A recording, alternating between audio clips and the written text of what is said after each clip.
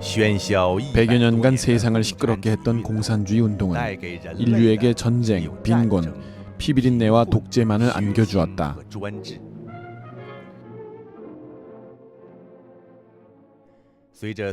소련과 동유럽 공산당이 붕괴됨에 따라 사람을 해쳐온 이 황당한 드라마는 지난 세기 말 드디어 종결 단계로 들어갔다. 일반 인민에서부터 공산당 총서기에 이르기까지 이제 더 이상 공산주의의 허튼 소리를 믿는 사람은 없다.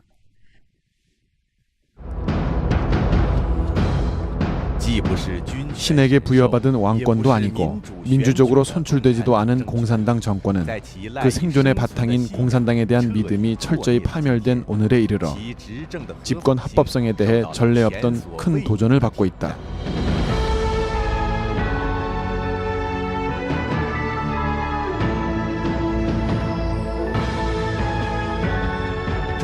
중국 공산당은 역사의 흐름에 따라 자동적으로 역사의 무대에서 퇴출당하지 않기 위해 지난 몇십 년간의 정치 운동에서 쌓아온 모든 사학을 집대성한 각종 방법을 동원했다. 그리고 합법성을 도모하고 기사회생하려는 한 차례 광란의 몸부림을 시작했고, 부채인 사악한 영체에게 시대와 더불어 나아가는 생존 환경을 제공했다. 중국 민족의 장기적인 안정을 위하고 또한 중국이 하루빨리 공산당이 없는 시대로 진입하여 중국 민족의 휘황한 역사를 재현하기 위해서는 오늘의 역사에서 공산당이 저질러온 악랄한 짓과 또한 그것의 사악한 본질이 무엇인지 명백히 인식하는 것이 아주 중요한 문제로 대두되었다.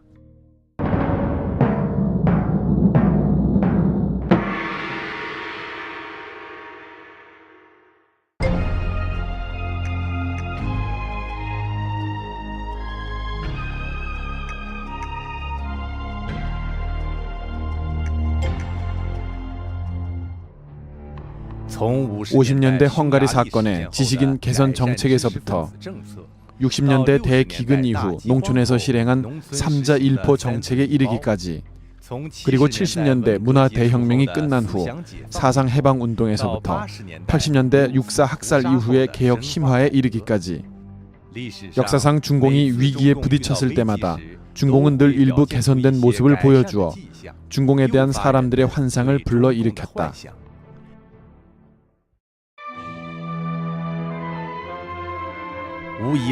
그러나 단 한 번의 예외도 없이 이런 환상은 모두 파멸로 끝났다.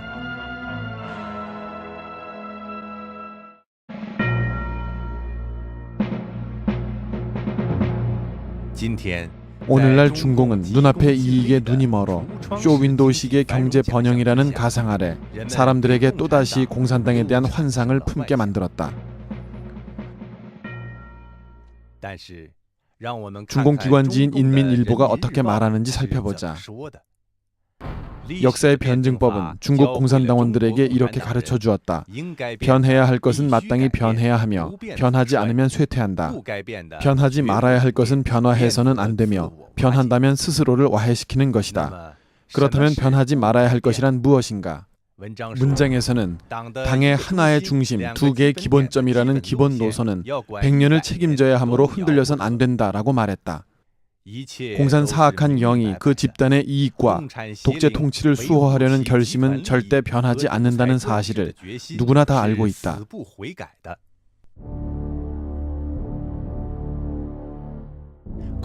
그러나 공산당 자신의 이익과 국가와 민족의 이익 사이에는 근본적인 충돌이 있기에 이런 번영이 오래 지속되는 것은 불가능하다. 공산당이 약속한 이른바 개혁은 다만 중공의 통치를 유지하기 위해서일 뿐이며 형식만 바뀌고 내용은 전혀 변하지 않는 불균형 계획일 수밖에 없다. 기형적인 발전의 배후에는 더욱 큰 사회 위기가 잠복해 있다. 위기가 일단 폭발하면 국가와 민족은 또다시 거대한 충격을 받게 될 것이다. 공산당은 세계 모든 곳에서 실패했으며 그것은 공산주의의 정해진 운명이다. 그러나 사물은 죽느냐 사느냐의 갈림길에 놓여 있을수록 더욱더 죽지 않으려고 몸부림치는 파괴적인 성격을 지니고 있다. 중공 지도부의 세대 교체에 따라 그들은 더 이상 중국 사회를 안정시킬 자격과 경력이 없어졌을 뿐만 아니라 세상을 다스릴 위신조차도 없어졌다. 그러나 공산당은 하나의 정체로서 그 집권의 합법성 문제에 부딪힌 위기 중에서 공산당의 집단 이익을 수호하는 것이 곧 개인 이익을 수호하는 기본 보장이 되게 하였다. 이렇게 이기적인 것을 근본으로 하여 또한 어떠한 견제도 없는 공산당에 대하여 민주화 개선을 이야기하는 것은 호랑이에게 가죽을 벗겨달라는 말과 같을 뿐이다.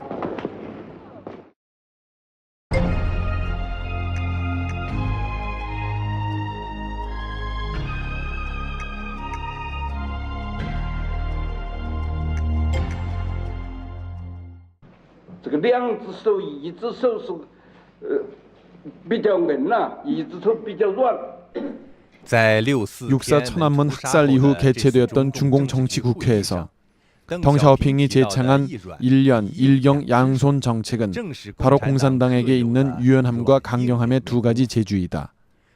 유연한 재주로는 선전, 통일전선, 이간질, 간첩, 모반, 획책, 양다리 걸치고 표리부동하기, 사람들 마음을 파고들기, 세뇌, 유언비어 날조하여 사기치기, 진상은폐, 심리전, 공포분위기 만들기, 공포증, 건망증 등인데 이런 부드러운 재주는 인간성을 말살시킬 수 있고 악한 일면을 이끌어낸다.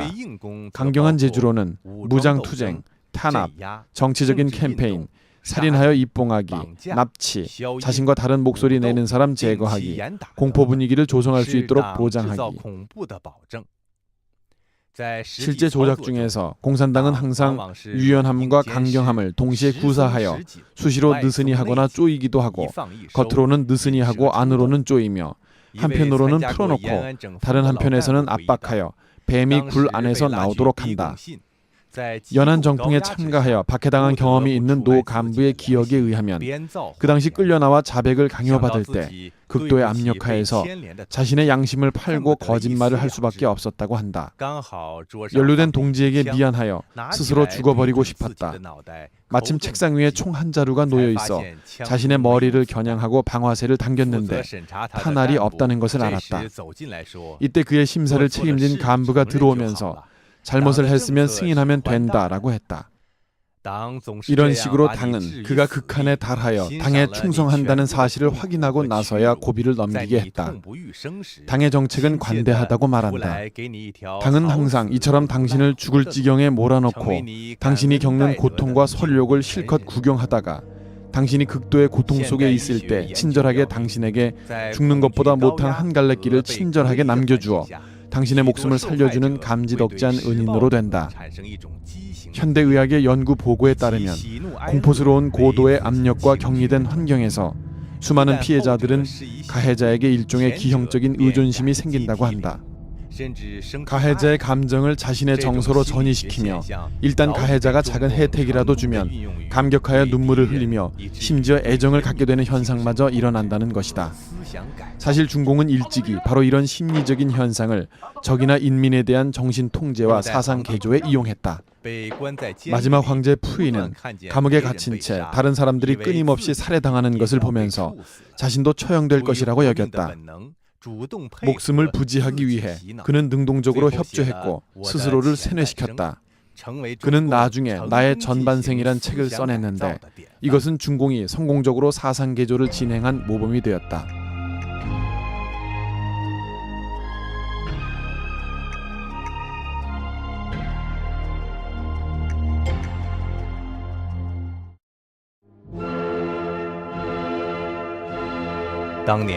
마오쩌둥이 사망했을 당시 아주 많은 사람들이 마오쩌둥의 영정 앞에서 통곡하면서 마오 주석이 안 계시면 중국은 어떻게 합니까? 라는 이 한마디 말을 반복했다.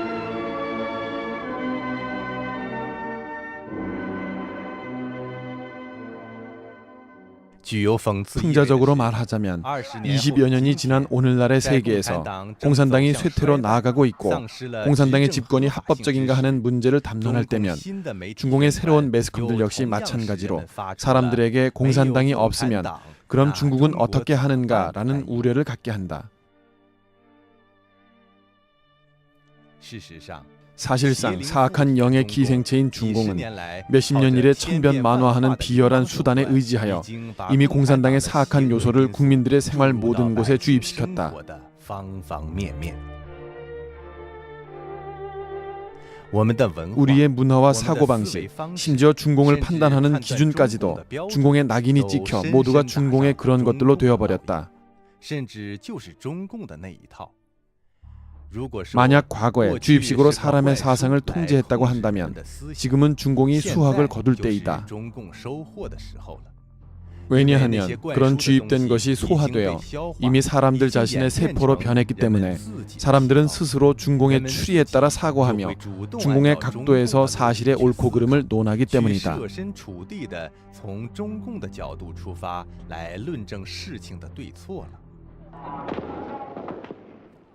육사 무력 진압에 대해 어떤 사람은 내가 덩샤오핑이라고 해도 탱크로 진압했을 것이다 라고 했다. 파룬궁 탄압에 대해서도 어떤 사람은 내가 장점인이라도 철저히 제거하려고 했을 것이다 라고 했다.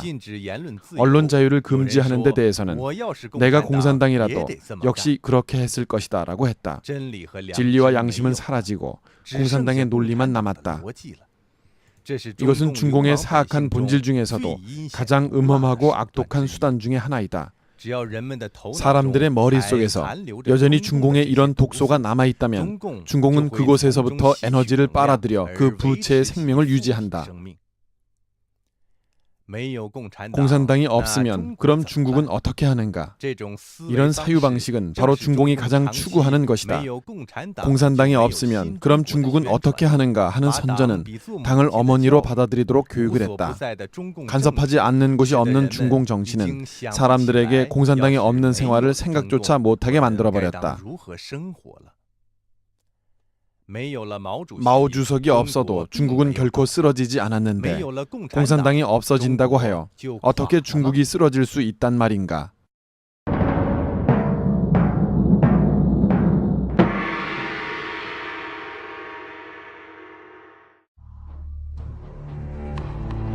중공이 스스로 인정하는 합법성은 바로 지난 20년간의 경제 발전이다. 역사를 돌이켜보면 중국 농촌의 개혁은 안후이 일주 농민들의 자발 행동에서 시작되었고 도시개혁은 기업 간부의 느슨하게 해달라는 요구에서 비롯된 것이다. 사실상 중국 경제 발전은 바로 중국 인민이 중공의 속박이 느슨해진 후에 조금씩 건설해낸 것으로 공산당과는 아무런 관계도 없다.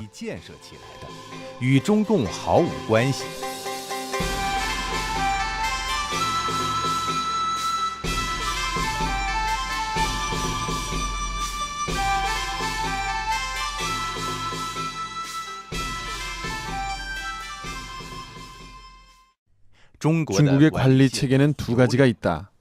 하나는 행정계통이고 다른 하나는 당무계통이다. 행정계통은 습관성과 본능으로서 당연히 사회 문제를 해결하려는 것이며 사회의 발전을 추진하는 것이다.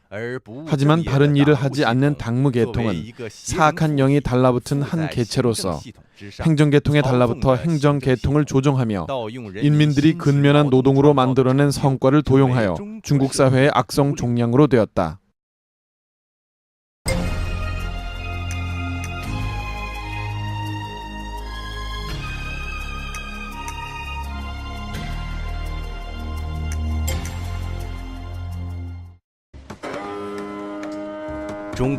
중공은 오히려 모든 좋은 일을 자신의 공로라고 선전하면서 또 인민들에게 감지덕지할 것을 요구한다.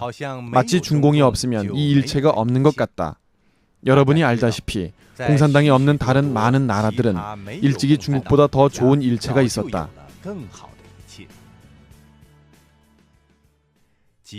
수십 년 이래 당은 이번 착오를 장꼬다오의 잘못이고 그 착오는 사인방의 잘못이다. 마오쩌둥의 성과는 3대 7이고 덩샤오핑은 4대 6이라고 한다. 무릇 모든 나쁜 일은 전부 반동 세력과 다른 심보를 품은 개인들이 한 것이고 어떠한 하나의 성과이든 모두 당의 영도하에서 비로소 해낸 것이다. 올림픽에서 금메달을 따면 운동선수는 당에 감사를 드려야 하고 당은 뻔뻔하게도 허구적인 체육대국이라는 영광을 이용하여 당의 현명한 영도를 찬양하는 미천으로 삼는다. 중국은 사스로 크게 곤욕을 치렀으나 최후에는 오히려 당의 기본 이론, 기본 노선, 기본 강령, 기본 경험에 의지하여 비로소 바이러스와 싸워 이겼다고 선전했다. 선우 우주 비행선이 하늘로 날아오를 때에도 세계 열강에 들어간 증거로 이용했다. 본래 항공우주과학기술자들의 공헌이었음에도 도리어 중국 공산당에 의해 공산당이 중국 인민을 영도하여 세계 열강에 들어간 증거로 이용했다.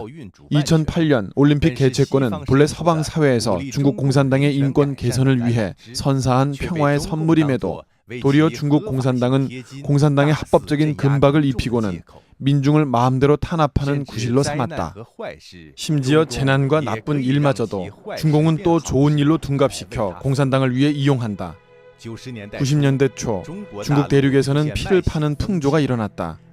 향과 현 정부에서는 중류 사회로 가려면 혈장을 팔아라, 헌혈은 영광스럽다라는 표어를 제작하여 농민들이 피를 파는 것을 격려했다. 빈궁한 농촌에서 위생 조건이 극히 나쁜 탓으로 피를 뽑기 전 흔히 혈액 검사를 하지 않았다. 사람들은 서로 감염되는 방식 속에서 에이즈를 전염시켰다. 허난성에만 수백에서 천에 이르는 에이즈 마을이 생겨나 100만여 명이 에이즈에 감염되었다. 그러나 중공은 에이즈 감염 상황을 국가 기밀로 간주하고 조사를 허용하지 않았다. 최하층 간부들은 심지어 에이즈에 걸린 자는 사람이 아니라 귀신이다. 그들이 다 죽어야 일이 끝난다 라고 공공연히 말했다. 일부 의무 종사자와 국제사회의 노력 끝에 중국의 에이즈 범람 진상이 잇따라 폭로되었다. 더 이상 가릴 수 없는 상황에서 중공은 갑자기 태도를 바꿔 엄밀한 봉쇄에 전력했다.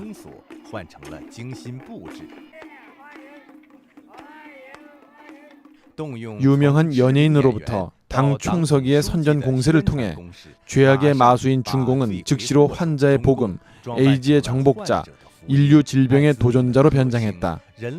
사람의 목숨과 관련된 큰일 앞에서도 중공이 생각한 것은 다만 그것을 이용하여 자신을 치장하는 것이었다.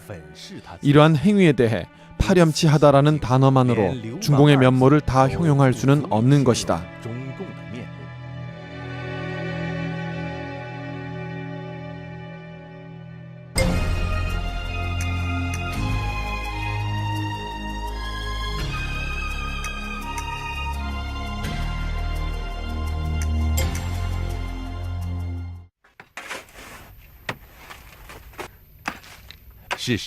사실상 중국 경제의 발전은 중공과 무관하다. 오히려 중공은 자신의 통치 권력을 수호하기 위해 부득불 진행한 개혁 개방으로서 눈앞의 이익에 눈이 멀어 중국으로 하여금 후발 열세에 처하게 했다. 후발 열세 또는 후발 우세의 개념에서 후진국은 발전이 비교적 늦기에 아주 많은 것은 발달한 나라를 모방해야 한다는 것이다. 모방에는 두 가지 형식이 있는데 하나는 제도를 모방하는 것이고 다른 하나는 기술과 공업화의 격식을 모방하는 것이다.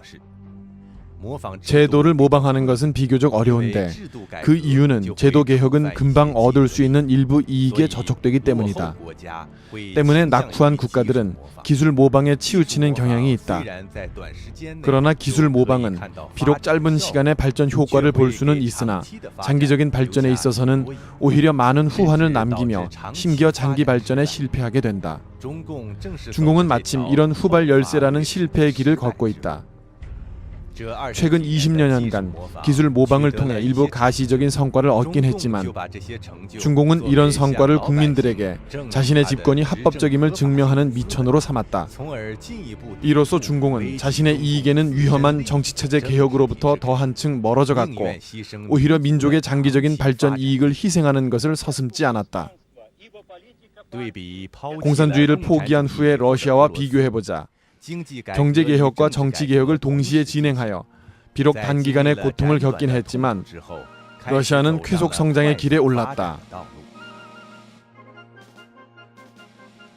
1999년부터 2003년 사이 러시아의 GDP는 총 29.9% 증가했고 주민생활 수준도 현저히 제고되었다.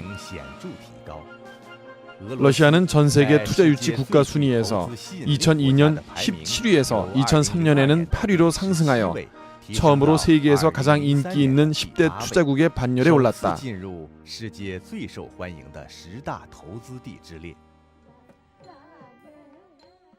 심지어 대다수 중국인들이 생각하기에 빈곤하고 낙후한 종족이며 끊임없는 충돌이 발생한다고 여기는 인도는 1991년 경제개혁 이래 발전이 아주 빨라져서 매년 경제 성장률이 7에서 8%에 달한다. 인도는 비교적 완비된 시장 경제, 법률 체계, 건전한 금융 체계, 비교적 성숙한 민주제도 및 침착한 국민 정서를 가지고 있으며 국제 사회에서도 거대한 발전 잠재력이 있는 국가로 널리 인정받고 있다.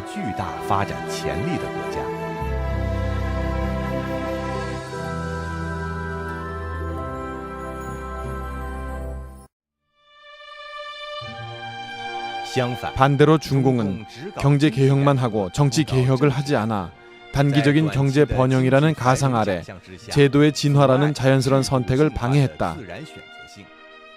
이런 종류의 반쪽 개혁은 중국 사회를 더욱 기형적으로 만들었으며 사회 모순을 더욱 첨예하게 했다. 인민들이 오늘 얻은 발전은 어떠한 제도적 보장도 받을 수 없다. 더욱이 중공의 특권 계층은 국유재산을 사유화하는 과정에서 권력을 이용해 개인의 주머니를 채웠다.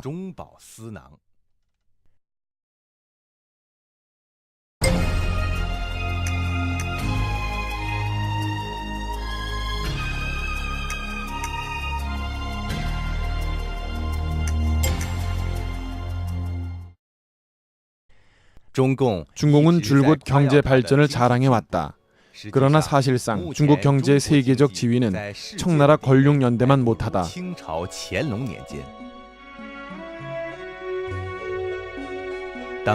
권룡 시기 중국의 GDP는 전 세계의 51%를 차지했으며 민국 초기에는 중국의 GDP가 전 세계 27%를 차지했고 민국 11년에도 여전히 12%에 달했다. 그러나 중공 정권이 들어설 때 중국의 GDP는 전 세계의 5.7%였으며 2003년에는 4%에도 미치지 못한다. 반드시 짚고 넘어가야 할 것은 국민정부 시기에 수십 년간 전쟁을 치러 경제가 하락한 것과는 달리 중공은 기본적으로 평화적인 시기였음에도 불구하고 경제가 하락했다.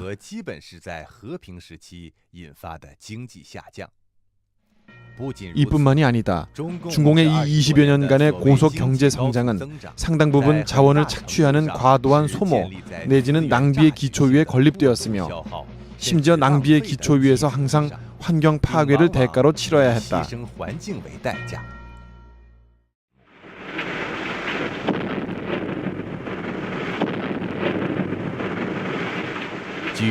신화사 2004년 3월 4일자 보도를 보면 중국이 세계 경제공헌 총 수치는 4%도 미치지 못하지만 철강, 시멘트 등 원료 소모는 오히려 전 세계 총량의 3분의 1이다. 중국의 GDP 수치는 상당 부분 후손들의 기회를 희생시켜가면서 얻어낸 것이다.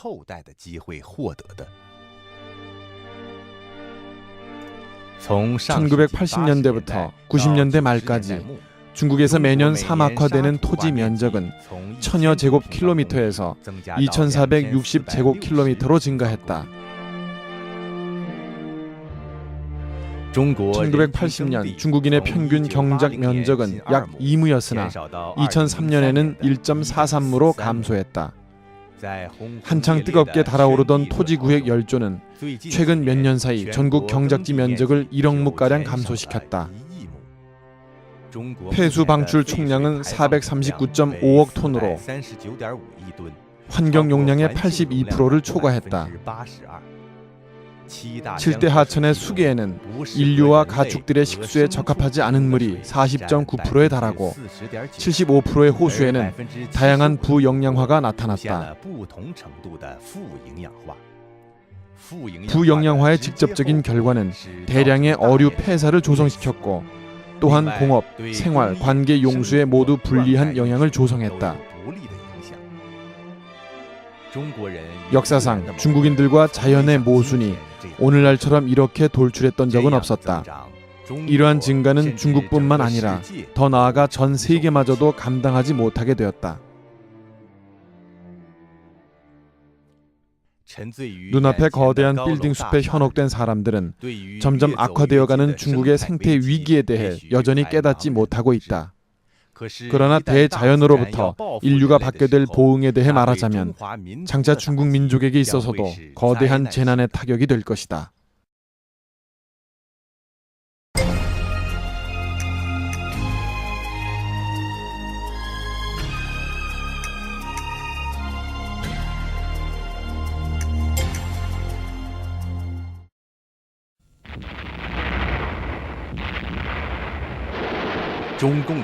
중공의 천하는 농민에 의해 일구어낸 것이다. 특히 공산당이 정권을 잡기 이전 지배지역인 노구 백성들은 중공을 위하여 모든 것을 바쳤다. 그러나 중공이 정권을 찬탈한 후에 농민은 오히려 심한 차별을 받았다. 중국 공산당은 집권 이후 극히 불공정한 호적 제도를 제정했다. 강제로 농업 인구와 비농업 인구를 구분하여 한 국가에서 임의로 양극 분열과 대립을 만들어냈다. 농민은 의료보험도 없고 실업 구제도 없으며 퇴직이 없고 대출도 할 수 없다. 그들은 중국에서 가장 빈곤한 계급이지만 오히려 각종 세금이 가장 무거운 계급이다.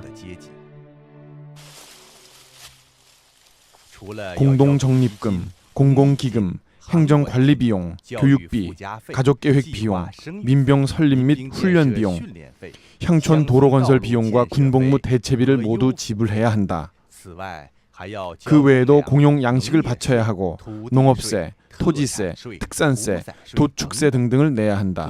아울러 각종 명목으로 할당하는 세금은 그 종류가 다양하다. 반면 비농업 인구는 이 모든 세금을 부담하지 않는다. 스촨 동부의 한 벌목장에서는 상급기관에서는 50만 위안을 지급하여 나무를 심고 숲을 조성하게 했다.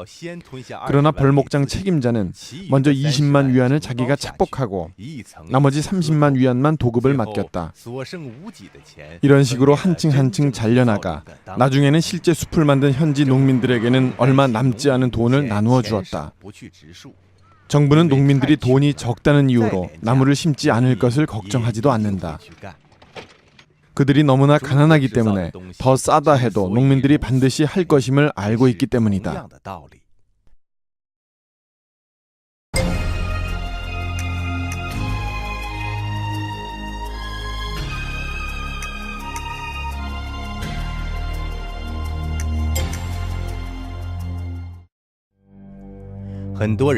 많은 사람들은 무역 거래를 통해 중국이 인권과 언론 자유 그리고 민주 개혁을 추진할 수 있을 것이라고 생각하고 있다.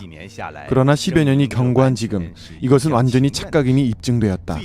가장 전형적인 것이 바로 사업 원칙인데 서양 기업의 공평성과 투명성이 중국에서는 인간관계, 뇌물 수수, 탐호와 부정부패로 변질되었다. 경제를 히든 카드로 활용하는 중공의 마피아식 수단은 외교에서도 나타났다. 중국은 비행기 주문을 하는데 프랑스에서 할지 아니면 미국에서 주문할지를 결정하는 기준은 어느 쪽이 더 중공에 대해 인권이나 언론 등의 방면에서 불리하지 않게 말해주는가를 본다. 중국의 경제 이익은 적지 않은 서양 기업인과 정치인들의 입을 틀어막는 역할을 했다. 북미의 일부 인터넷 회사는 중공의 인터넷 봉쇄를 위해 전문적인 상품을 제공했으며 일부 포털 사이트는 중국에 등록하기 위하여 자발적으로 중공이 싫어하는 뉴스를 걸러냈다. 해외 투자자들과 외국 정부의 무조건적인 협조와 일부 국가들이 중국 공산당에 바친 아첨들은 역으로 중공이 선전할 수 있는 통치 자본이 되었다. 표면적인 경제 번영이란 호울 아래 관리와 기업인들은 서로 결탁하여 국가 재산을 횡령하고 정치 개혁을 방해하는 데 있어 극한에 도달했다.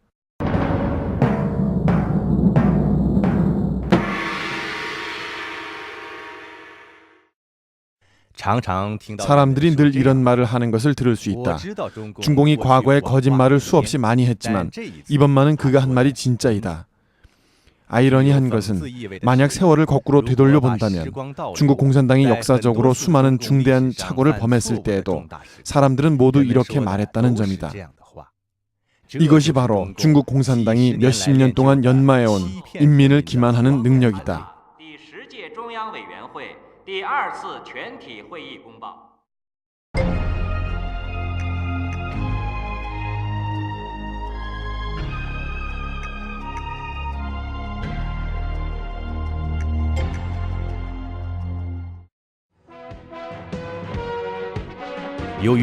허황된 거짓말에 사람들이 다소 저항력이 생기자 중국 공산당의 거짓말 선전도 정교화 전문화의 길로 나아갔다.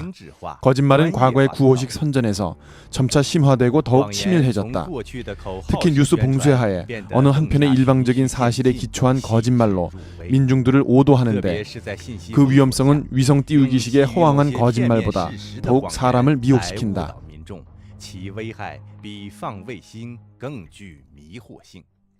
2003년 4월 초 중앙 CCTV 방송에서 발표했던 사스에 관한 뉴스 보도들이다.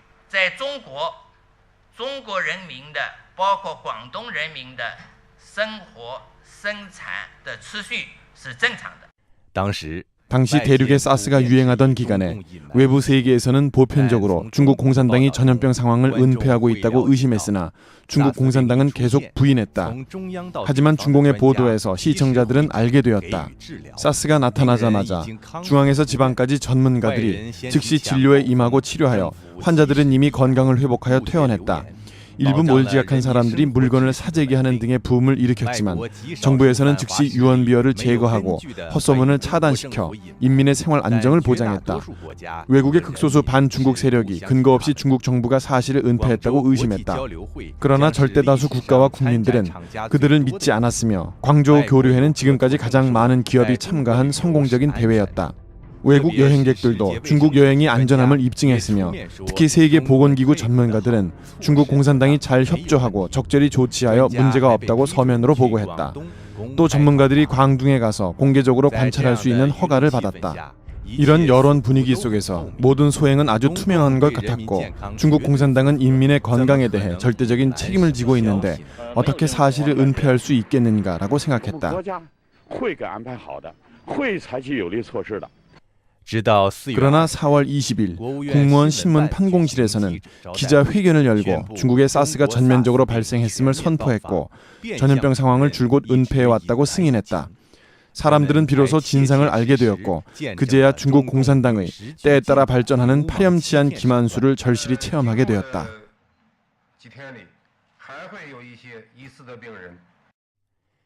타이완 대선에 즈음하여 중국 공산당은 또 이렇게 점차적으로 심화하면서 간절히 유도한다라는 방식으로 중국 인민들에게 암시했다.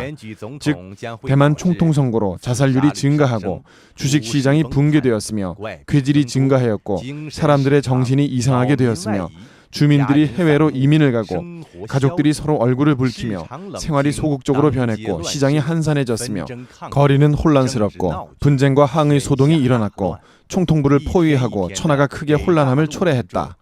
대륙 민중들에게 매일 이런 난잡한 뉴스 정보들을 주입하여 인민들로 하여금 스스로 이 모든 것은 모두 총통선거가 초래한 재앙이다. 우리는 절대 민주선거를 하지 말아야 한다라고 생각하도록 만들었다.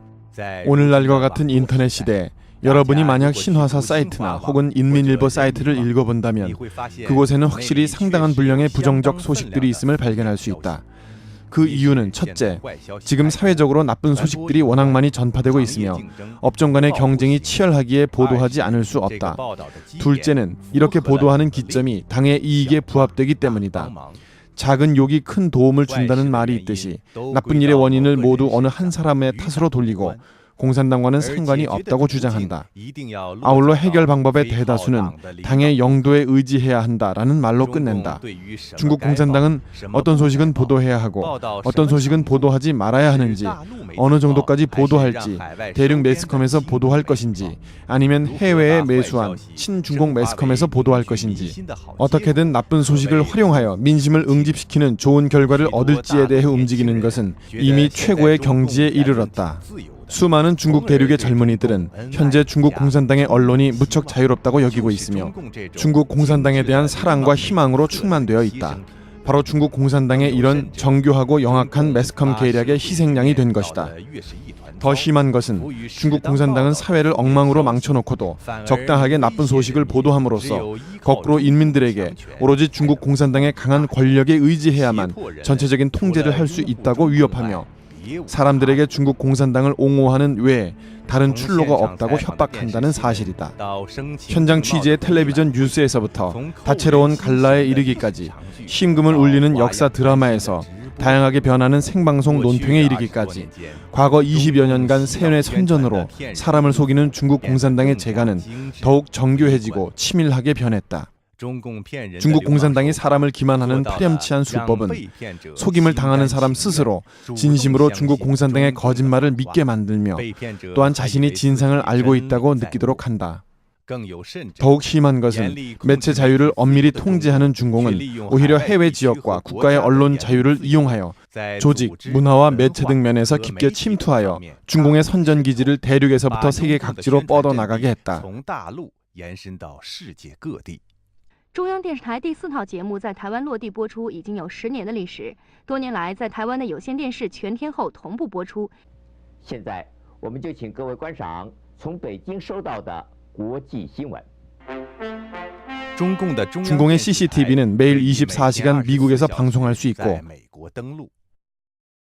인민일보는 미국에서 공개 발행되고 있다. 중문 채널 외에 채널이 있어 모든 시간에 해외와 서방 주류 사회에 중공의 정책 방침을 선전하고 통일 선전이란 연막탄을 뿌리고 있다.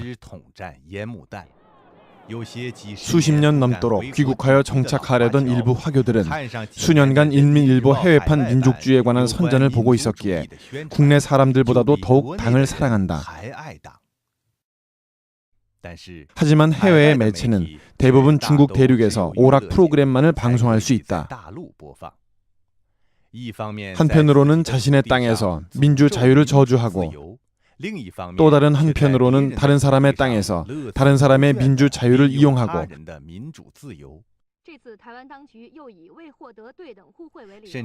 심지어 다른 사람이 뉴스 교류가 너무 맞지 않는다는 등의 이유로 중공의 선전에 대해 시간적으로 좀 제한하게 되면 중공은 욕설을 퍼붓는다.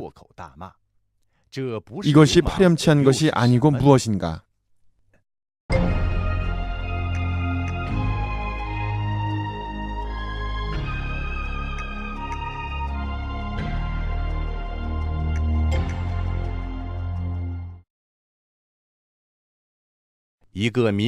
하나의 민주국가의 주권은 당연히 인민의 손에 있다. 이는 당연한 일이다. 만약 민주를 칭하는 국가에서 주권이 인민의 손에 없다면 이는 절대로 바른 궤도가 아니며 오로지 변태로밖에 볼 수 없으며 민주국가가 아니다. 당의 통치를 끝내지 않고 인민의 보편 선거를 실행하지 않고서 어떻게 민주를 실현할 수 있겠는가? 인민의 권리는 인민에게 돌려주어야 한다. 여러분은 아마 이것이 중국 외의 적대 세력이 중국 공산당을 토벌하는 경문으로 여길 것이다. 그럼 당신이 착각한 것이다. 위 선언은 1945년 9월 27일 중국 공산당 기관지 신화일보에서 발표한 것이다. 보통 선거를 높이 노래하며 인민의 권리를 인민에게 돌려주자고 요구했던 중국 공산당은 정권을 탈취한 후 보통 선거란 말을 꺼내는 것조차 금기시했다. 집안을 맡고 주인 노릇을 해야 한다고 했던 인민은 오히려 주인의 권리가 전혀 없게 된 것이다. 그러나 당신은 이런 일은 이미 오래전에 지나간 일로서 지금은 환경도 많이 달라졌다고 여긴다. 살인에 의지하여 집안을 일으키고 거짓말로 나라를 다스리는 중국 공산당 사교도 지금은 개선되어 착해지려고 하고 있으며 정말로 인민의 권리를 인민들에게 맡기고 있다고 생각한다면 그렇다면 당신은 또 틀린 것이다. 우리는 60년이 지난 오늘 중국 공산당의 기관지 인민일보가 어떻게 말하는지 들어보자. 의식 형태 공작의 주도권을 단단히 틀어주는 것은 공산당 집권의 사상 기초와 정치 기초를 튼튼하게 하는 근본적인 요구이다. 장점이는 전에 미국 CBS 방송의 마이크 왈라스 기자와의 인터뷰에서 중국은 무엇 때문에 아직도 보통선거를 실시하지 않는가란 질문에 대하여 그는 당시 이런 해석을 했다. 중국인은 자질이 너무 떨어지기 때문이다. 그러나 일찍이 1939년 2월 25일 신화일보에서 공산당은 이렇게 호소했다. 국민당은 중국에서 민주 정치를 실현하는 것이 오늘의 일이 아니라 몇 년 뒤의 일이라고 생각하고 있다.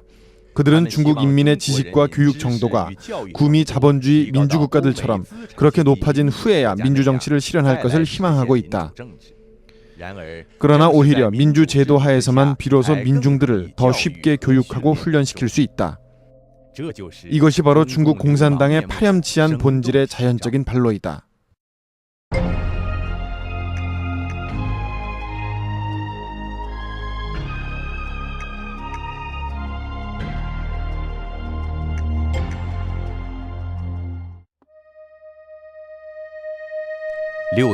육사 이후 중국 공산당은 인권이라는 무거운 짐을 짊어지고 세계 무대로 돌아왔다.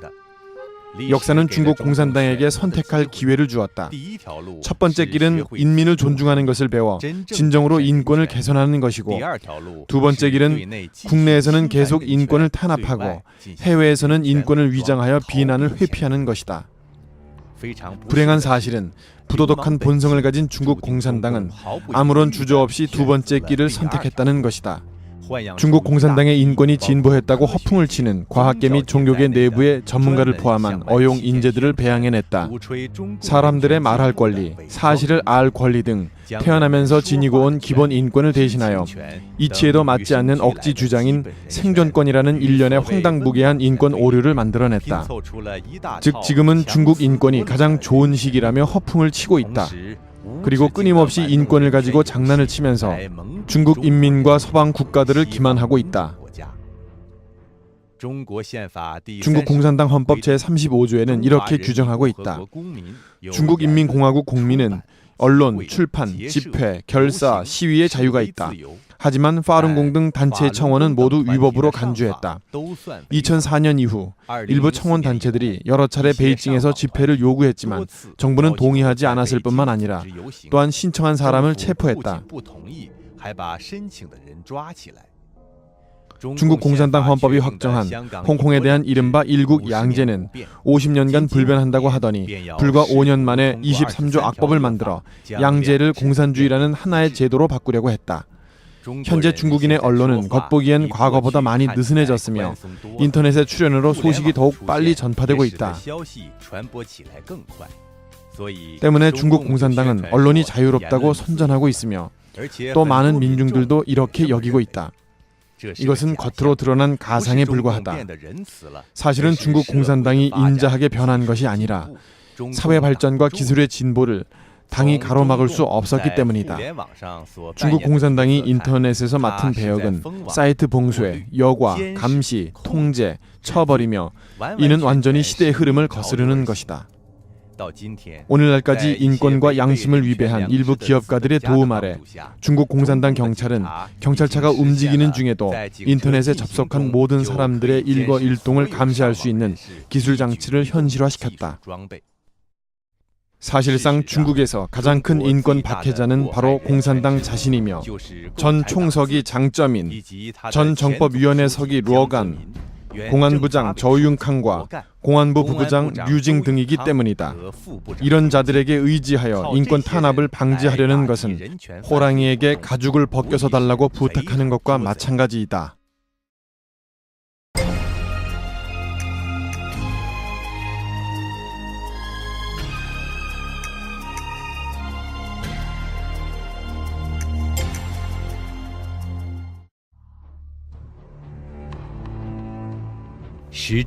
오늘날까지 중국 공산당은 특권 집단으로서의 사익을 수호하기 위해 한편으로는 가면을 벗고 노동자, 농민, 민중들을 철저히 짓밟았고 다른 한편으로는 인권 탄압이 국제사회에 더 많이 폭로될수록 법치, 위민, 개혁 등 신조어를 이용하여 사람을 혼란시키는 기만술과 권모술수 또한 함께 발전시켜왔다.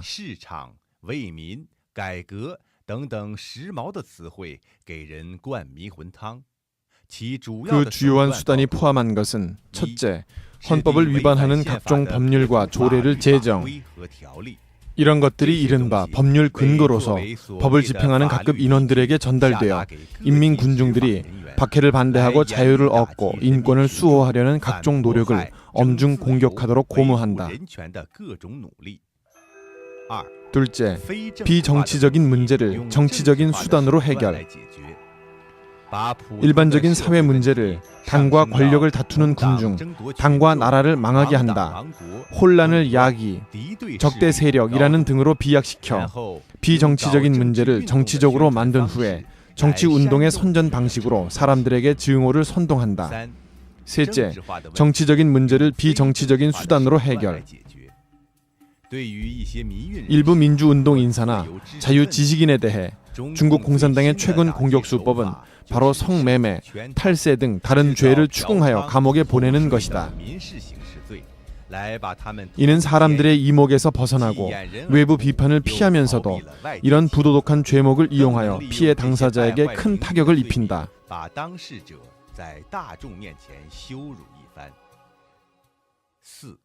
넷째, 통일전선 대상자를 이용해 중공을 치장한다.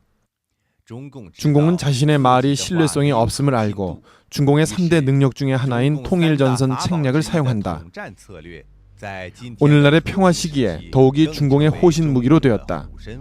대량의 유명인, 해외 매체, 특히 중문 매체를 매수하여 서방 정치인과 상인, 학자들을 매수하고 지하 조직을 만들어 그들이 중공의 기본 정책을 위해 힘쓰게 만들어 나쁜 원인을 공산당과는 무관하게 다른 사람 탓으로 돌리는 식의 미혼 술책을 발휘하여 중공을 그럴듯하게 치장한다.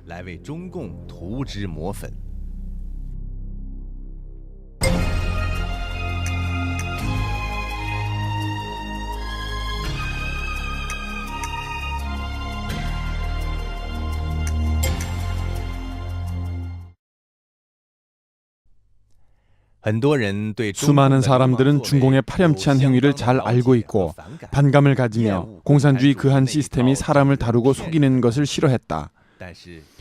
하지만 중공은 국민들로 하여금 중공의 정치운동과 그것이 야기한 동란을 두려워하게 했고 중국이 어지러워질까 두려워하게 만들었다. 일단 중공이 동란이란 명의로 국민을 위협할 때면 사람들은 중공의 막대한 권력 앞에서 속수무책으로 중공의 통치를 묵인할 수밖에 없다. 사실상 중국의 가장 큰 불안정 요소는 누구인가? 바로 폭력 정치를 전문으로 일삼는 중국 공산당이다. 수백만의 군대와 무장 경찰을 소유한 중공이야말로 중국의 진정한 동란 근원이다. 국민들은 동란을 일으킬 이유가 없으며 자격은 더구나 없다. 역사 흐름을 거스르는 중공만이 초목을 모두 병사로 보면서 국가를 동란으로 몰고 갔다. 안정은 일체를 압도한다. 일체 불안정한 요소를 싹부터 소멸하라는 구호는 중공이 인민을 탄압하는 이론 기초이다. 동란을 일으킨 중공은 역으로 동란으로 인민들을 위협하는 파렴치한 행위를 시작부터 저질렀다. 육사 문제에서 그런 대학살로 죽어간 생명들에 대하여 중국 공산당과 그 동반자들은 살인죄를 인정할 것인가 여부는 검토하지도 않고 대신 사회에 질문을 던져 국민 스스로 탄압하는 것이 좋은가 아니면 내전을 일으키게 하는 것이 좋은가를 택일하게 했는데 이는 무엇을 설명하는가? 다만 이 파렴치한 수치를 설명할 뿐이다.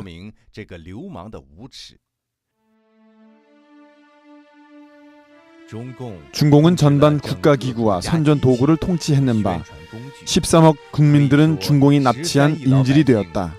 이 13억 인질을 소나기에 쥐기만 하면 중공의 인질 1호는 통할 수 있다. 항상 일부 사람을 탄압하지 않으면 내란이 일어날 가능성이 있으며 국가는 재난 속에서 허덕이게 될 것이다 라는 구실 아래 중공은 때와 장소에 구애 없이 누구를 탄압하고 싶으면 모두 탄압할 수 있으며 또한 영원히 탄압은 일리가 있게 되었다.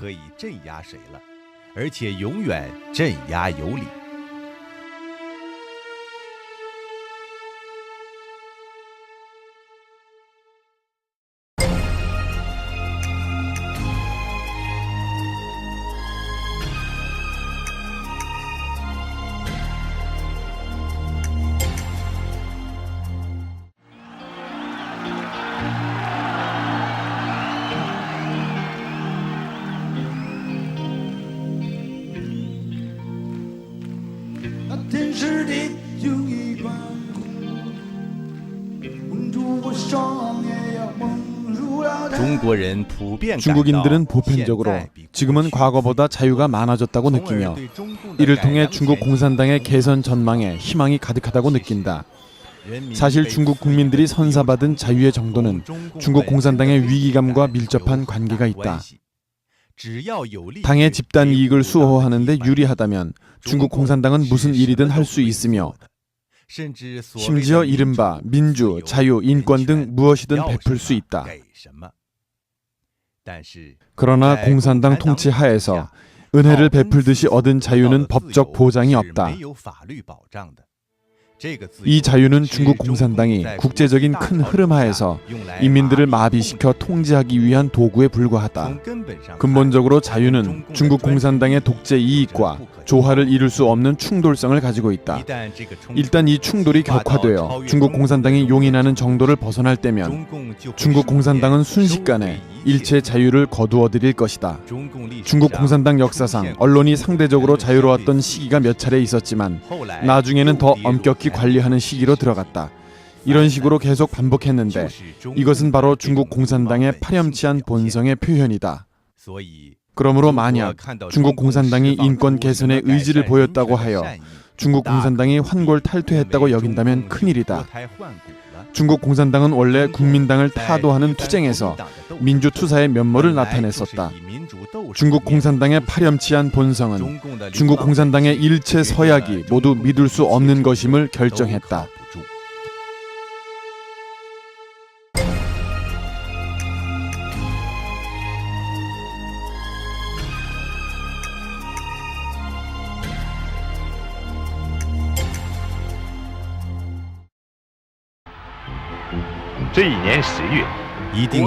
타이완을 반드시 해방시키겠다. 타이완을 통일하자. 이것은 중국 공산당이 수십 년 동안 외쳐온 선전 구호이다. 공산당은 이를 통해 민주주의와 애국주의의 수호자 역할을 하고 있다. 그럼 중국 공산당은 정말로 중국 영토를 완전히 회복하는 데 관심이 있는가? 중국 공산당은 초기 국민당 정권 아래에서 중화 소비에트를 설립했고 당시 헌법 제14조에는 중국 국경 내의 각 소수민족, 심지어 각 성은 모두 독립하여 건국할 수 있다라고 선언했다. 지금의 말로 한다면 일국 이체제로서 나라 중에 나라를 세울 수 있다는 것이다. 소련 공산당의 홍군이 1945년 동북 지역에 들어가 부녀자를 강간하고 인민의 재산을 약탈할 때에도 소련 공산당의 조종하에 내몽고가 독립할 때에도 중국 공산당은 한마디도 질책하지 못했다.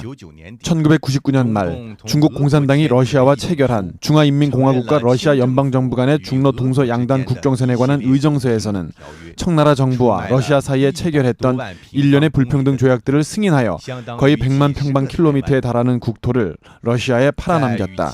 그 면적은 타이완의 몇십 배에 해당한다. 기타 국경 문제, 가령 남사군도 심지어 조어도의 영토권 문제가 중국 공산당의 정권 유지에 별 도움이 되지 않자 별로 대수롭지 않게 여기고 있다. 타이완을 해방시키자는 구호는 중국 공산당이 내부 모순을 전가하고 민족주의를 선동하여 비열한 짓을 하기 위한 연막에 불과하다.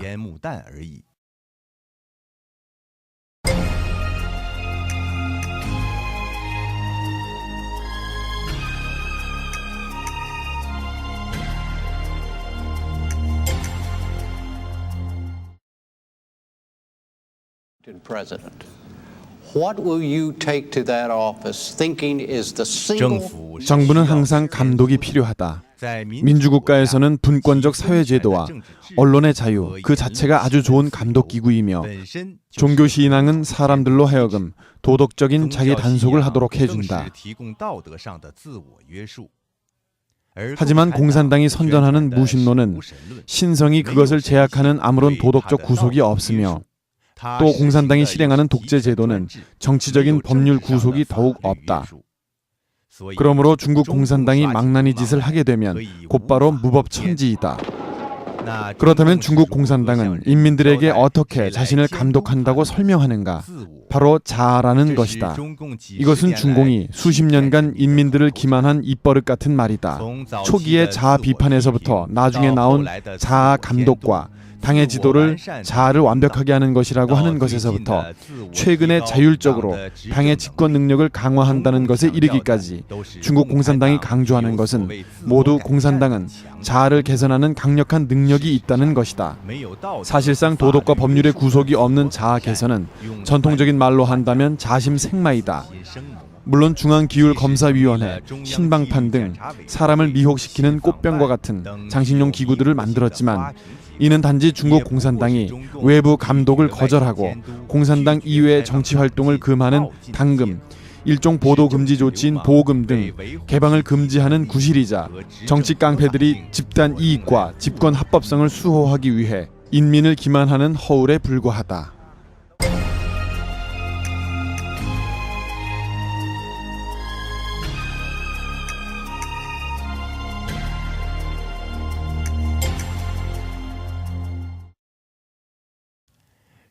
중국 공산당은 항상 전형을 내세워 도덕 본보기로 삼아 이를 빌미로 인민을 위해 봉사한다는 공산당의 공산주의 도덕 품질을 부르짖어 이상이 있고 능력이 있는 사람들을 입당하게 하여 당의 간판을 장식했다.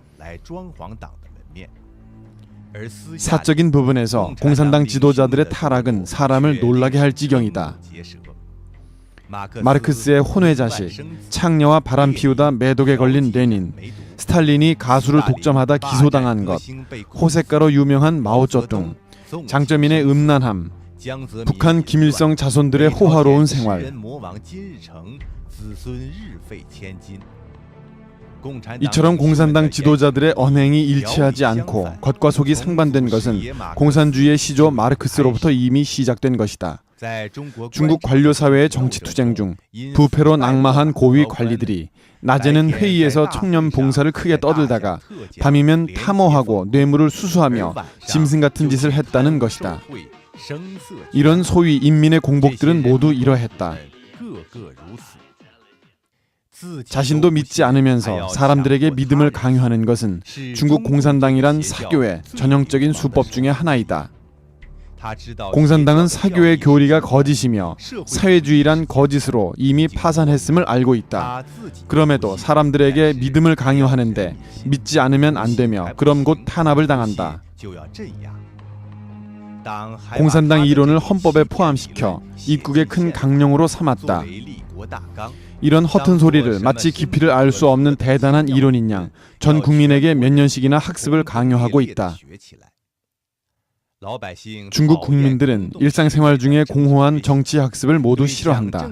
정치 학습이 갈수록 겉돌게 되는 이유는 사람들이 이것은 전부 속임수임을 알기 때문이다.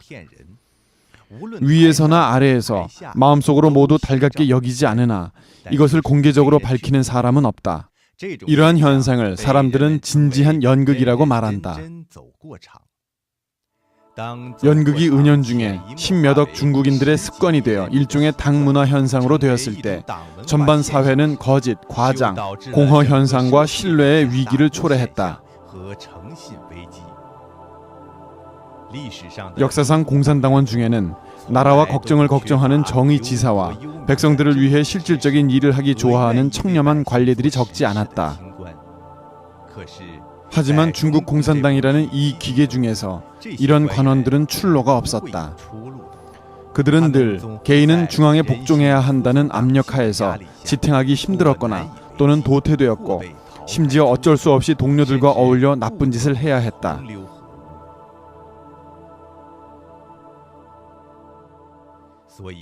그러므로 사람들은 더 이상 감히 정의를 수호하지 못하고 더는 공정한 이치를 믿지 않게 되었다. 우선 비굴하게 막강한 권력에 굴복했고 나아가서는 마비가 되었으며 자기와 상관없는 일이면 멀리 피하게 되었다. 사고방식도 자각적으로 막강한 권력에 순종하게 되었다. 이것이 바로 중국 공산당 범죄 집단의 마피아 근성이다.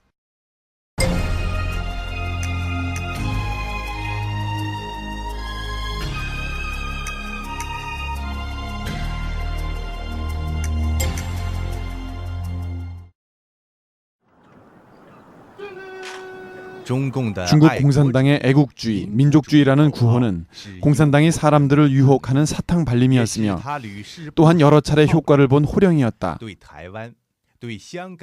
타이완, 홍콩이나 파룬궁, 그리고 중국과 미국의 전투기 충돌 사건에 대하여 중국인들의 복종이 필요한 큰 사건이 발생하면 모두 애국주의, 민족주의라는 방식과 고압 테러와 단체 세뇌 방법으로 중국 인민들을 일종의 전쟁 상태로 이끈다.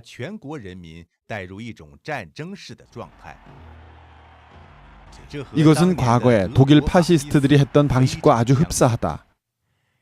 소식이 봉쇄된 탓으로 공산당의 세뇌는 아주 성공적이었다. 중국인들은 비록 중국 공산당을 좋아하진 않지만 공산당의 사유 방식으로 문제를 사고하는 것을 벗어나지 못한다.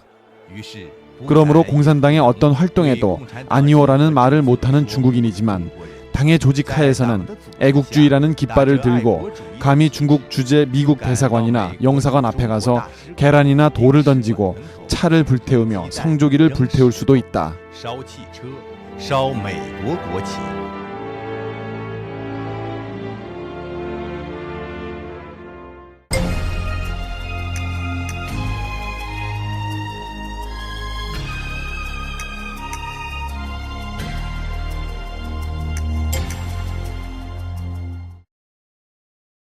10年文化大革命，10年灾难。党和国家要走出 중국 공산당이 늘 인민들에게 경고하는 한마디 말 중에 망당 망국이란 말이 있다. 여기에서 보듯이 당이 나라보다 앞선다. 처음 나라를 세울 때의 방침도 공산당이 없으면 신중국이 없다는 것이었다. 인민들이 어릴 때부터 받는 교육도 공산당의 말을 들어라, 공산당의 착한 아이가 되자이다. 부르는 노래도 나는 당을 어머니로 여긴다. 당, 친애하는 어머니, 당의 은혜는 바다보다 깊다 등이다. 행동 지침은 당이 어디를 가리키면 어디라도 가서 싸운다. 정부에서 재난을 구해주면 인민들은 당과 정부에 감사드린다라고 하는데 항상 당이 먼저이고 정부는 나중이다.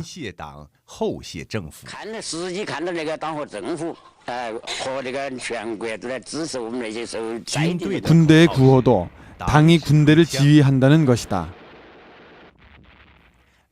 중국 대륙의 전문가가 설계한 중국 법관이 입는 옷에 달린 4개의 금색 단추도 위로부터 아래까지 당, 인민, 법률과 국가를 상징한다. 비록 당신이 법관이라 하더라도 당은 영원히 법률, 국가, 인민의 위에 있는 셈이다. 이렇게 당은 중국에서 가장 높은 칭호가 되었고 국가는 도리어 당에 종속되었다. 국가는 당이 존재하기 때문에 존재하고 당은 인민의 화신이 되었으며 국가의 상징이 되었다. 당과 당 지도자를 사랑하는 것이 애국과 뒤섞여 똑같이 취급된다. 이것이 바로 중국의 애국주의가 왜곡된 근본적인 원인이다. 역사상 중국 공산당은 수많은 잘못을 저질렀다. 하지만 공산당은 명예회복이라는 것을 통해 자신의 잘못을 어느 개인이나 혹은 단체에 뒤집어 씌워 피해자들이 감사하도록 했을 뿐만 아니라 중국 공산당의 죄악을 깨끗이 밀어버렸다. 잘못을 잘 저지를 뿐만 아니라 또한 잘못을 과감하게 고친다는 말은 중국 공산당이 여러 차례에 걸쳐 죽음에서 벗어난 선단 묘약이 되었다.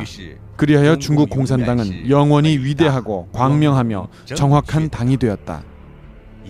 아마 언젠가에는 중국 공산당이 육사의 누명을 벗겨주거나 파룬궁의 누명을 벗겨줄지도 모른다. 하지만 이것은 모두 단지 중국 공산당이 막다른 길에 도달했을 때 잠시 숨을 돌리기 위한 마키아벨리식 책략일 뿐이다. 그것들은 자신을 반성하고 자신의 죄를 깨끗이 청산할 용기가 없다.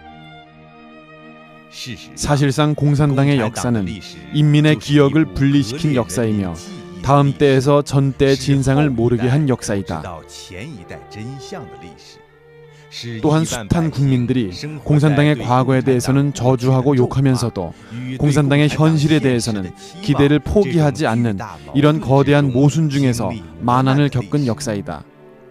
공산당이 기울이는 노력은 모든 사람들로 하여금 망각하게 하는 것이지만 정작 인민들의 모든 몸부림은 바로 기억할 수밖에 없는 것들이다.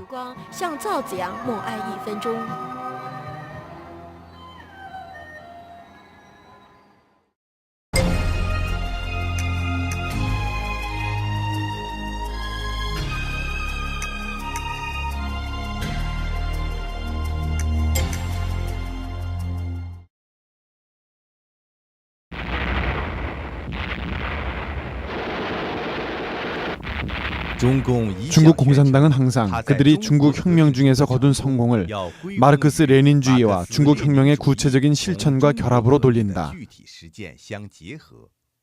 특수성을 남용하는 것은 중국 공산당의 일관된 수법이고 뒤집기를 끊임없이 하는 폭력 정책의 이론적인 뒷받침이다. 아울러 중국 공산당은 인류 문화 중 그 어떠한 개념이든 내포를 바꾸고 더 나아가 이런 변이된 개념을 사용하여 모든 사람을 비판하고 독재 정치를 실시했다. 중국 특색이란 말은 중국 공산당의 치부를 가리는 천조각이다. 그리하여 혁명의 명분으로 지주와 자본가를 소멸했던 공산당은 오늘날 그 자신이 자본가로 되었다. 일한 만큼 분배한다는 것은 일부 사람들을 먼저 부유하게 만드는 과정에서 도리어 권력에 따라 분배하는 것으로 변질되었다. 또한 전심전력으로 인민을 위해 봉사한다는 명목으로 사람들을 세뇌한 결과 이 사람들은 전심전력으로 당을 위해 봉사하게 되었지만 인민을 위해서는 감히 말도 꺼내지 못하고 공산당에 순종하는 도구로 전락되었다. 공산당은 변증법을 명분으로 내세워 철학적으로 원흉한 사유 방식과 사변 능력 그리고 탐구 정신을 철저히 파괴했다. 전론발이 자본주의는 중국 특색의 사회주의로 변했고 실업은 이를 기다린다는 뜻의 말장난 같은 배업으로 변했으며 해고는 잠시 쉰다는 하강으로 변했고 빈곤은 사회주의 초급 단계로 변했으며 언론과 신앙 자유의 인권은 중국 특색의 생존권으로 변했다. 이런 마키아벨리식 중국 특색이라는 간판 아래에서 중국 공산당은 오직 황당하고 가소로운 것들만 성취했다.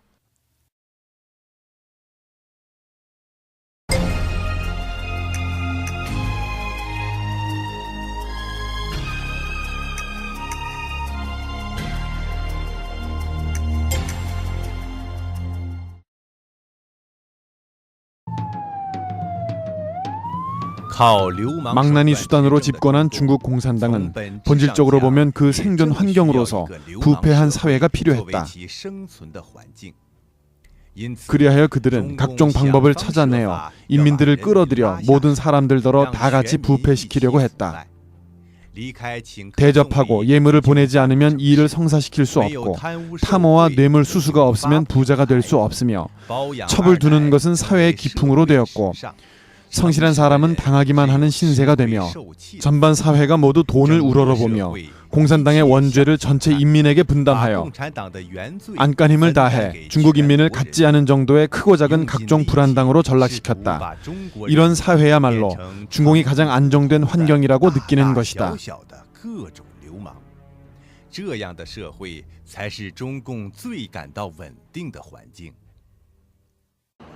1990년대 초 중국에서는 한마디 말이 유행하기 시작했다. 내가 깡패인데 누구를 두려워하랴. 이것은 바로 중국 공산당이 몇십 년 동안 비도덕적으로 국가를 다스린 악과로서 국가의 마키아벨리화다. 중국 경제의 허구적인 번영을 따라 전체 사회 도덕이 전면적으로 미끄러져 내려갔다. 탐호와 부패, 위조화폐의 범람과 사기 풍조는 인심을 험악하게 만들었고 세상 기풍을 날로 추락하게 하여 사람과 사람 사이의 기본적인 신뢰를 사라지도록 했다. 중국 공산당의 망나니 본성은 바로 이런 식으로 중국 민족의 도덕성을 말살시켜버렸다.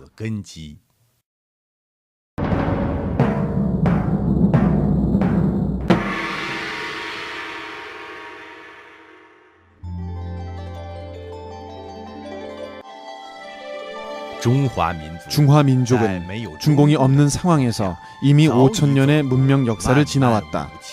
비교해보면 중국 공산당이 중국을 통치한 50여 년은 한순간에 불과하다. 중국 공산당이 없었던 시절에 중국은 인류 역사상 가장 찬란한 문명을 창조해냈다. 중국의 내후 외환을 틈타 정권을 차지한 중국 공산당은 오히려 중화민족에게 거대한 재난을 가져다 주었다.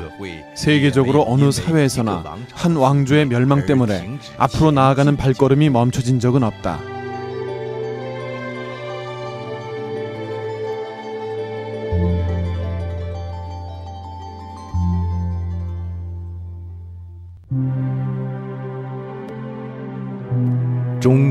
중국의 미래는 어떻게 될 것인가? 중국은 어디를 향해 나아갈 것인가? 이런 심각한 문제는 복잡하고 어려워서 간단하게 대답하기는 쉽지 않다. 하지만 한 가지만은 분명하다.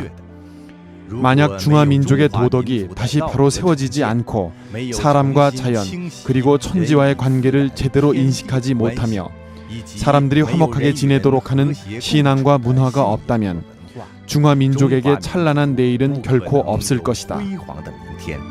他就运用了一种蒙、骗、压这三管齐下。你假如夺了大纪元这个酒瓶以后，你跳出去，对吧？自己把中国共产党的这一套拿掉之后，你就会发现啊，原来我是彻底上当，我连思想自然反应都是共产党的那一套。如果大纪元退党网站允许的话，我帮我父亲退出这个共产党。我想这个酒瓶实际上解开了我的。 중국 공산당이 인민 개개인의 생명 속에 주입한 일체 사설을 깨끗이 제거하고 온갖 사악을 두루 구비한 중국 공산당의 본질을 똑바로 보며 사람의 인간성과 양심을 회복하는 것이야말로 공산당이 없는 사회로 넘어가는 과정에서 반드시 지나가야 할 길이며 또한 반드시 필요한 첫걸음이다. 이 길을 평온하고 평화롭게 걸을 수 있는가 없는가 하는 것은 중국인 각자의 마음에서 우러나오는 변화에 달려있다.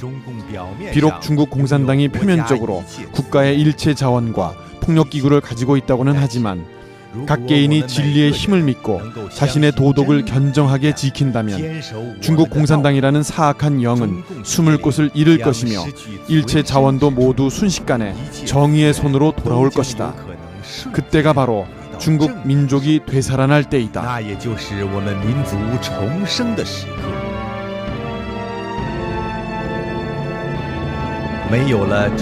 중국 공산당이 없어져야만 비로소 새로운 중국이 있을 수 있다. 중국 공산당이 없어져야만 중국에는 비로소 희망이 있다. 중국 공산당이 없어져야만 정의롭고 선량한 중국 인민들은 반드시 찬란한 역사를 다시 만들 수 있을 것이다.